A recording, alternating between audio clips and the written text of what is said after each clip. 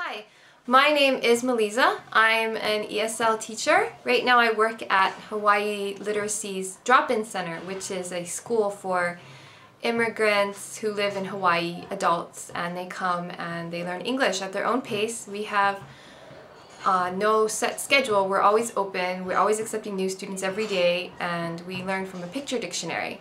So students can jump in on any day. Anyway, today I wanted to share a technique I used when I learned Chinese and a very good technique I use when I teach English. It's very effective. It's when you have students write sentences. So sentence practice. This is a very basic technique. Most teachers will use it. When you learn new words, you have to write sentences with those words.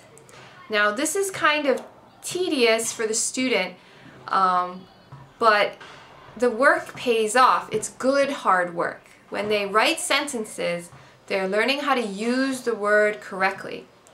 When you have students write sentences, you're going to find that they don't actually understand how to use the word like you do. And this is a good way for you to find out what the students think the word means. Now, sentences are especially useful when you teach verbs.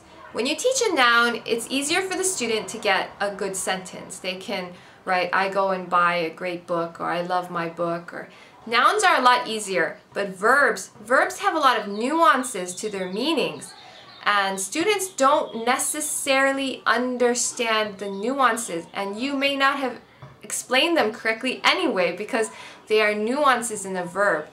So, for example, if you're teaching the verb search and they say, I search my friend, and then you say, no, you have to say, I search for my friend, right? So then you'll catch grammar errors like that quickly, and you'll be able to tell them how to use the proper prepositions. But maybe they get the meaning of search completely wrong. Maybe instead of saying it correctly, they say, I search for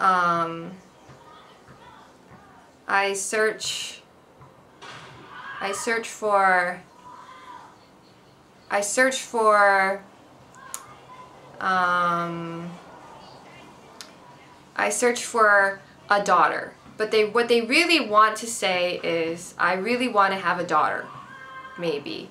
They want to have kids and the parents want to have a daughter. So they say, I search for a daughter. And you're like, no, search doesn't have the meaning that I want. Search has the meaning looking for, not want. And then you're going to catch whether they understand the actual meaning of the verb, if they caught all the nuances. Search, that example I had wasn't exactly perfect. I'll try to think of some more, but basically what I'm saying is that you should definitely do sentence practice with verbs.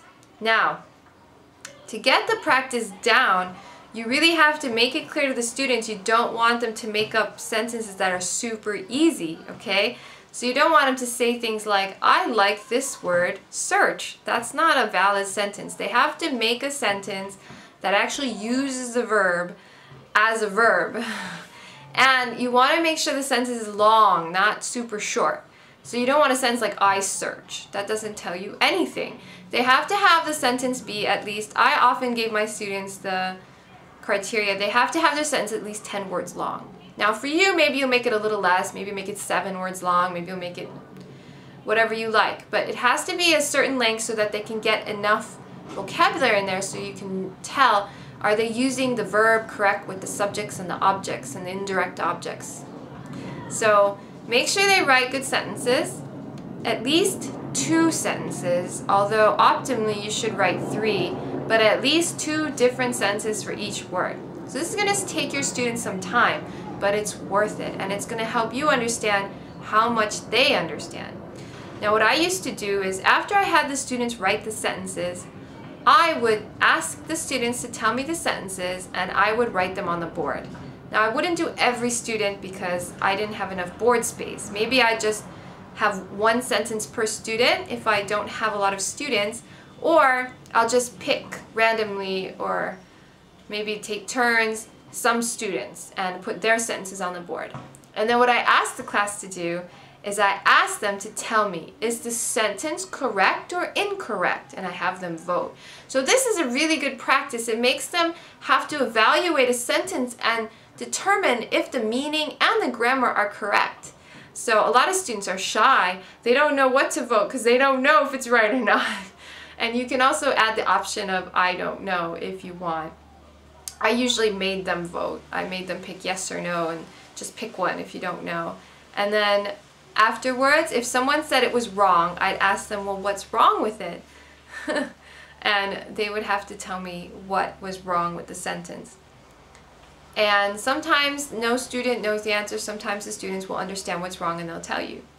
In any case, at the end of that, you correct the sentence. Either if the student told you what was wrong and it was correct, you write that down. If nobody knows, then you tell them how to write the sentence correctly, or you tell them, yes, it is correct.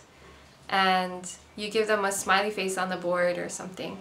So you go through the sentences like that, and through that process, you help the students correct their sentences.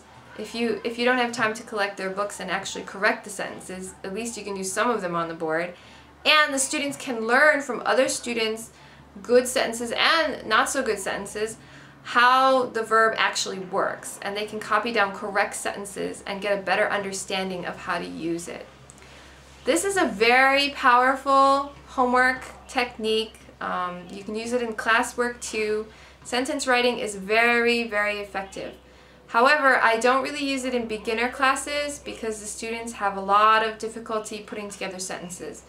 You can try though, and also intermediate to advanced classes, this is a great, great method. I used to make myself do it when I learned new words in Chinese, and that was my method of learning the words effectively, because I knew if I couldn't do a sentence with it, I didn't know the word. So I hope this is helpful. If you have any other suggestions on how to help students learn new words, let me know. Let everybody know. Just leave a comment on the website. Thank you for visiting ESL Teacher today. I hope you have a great time teaching. Bye!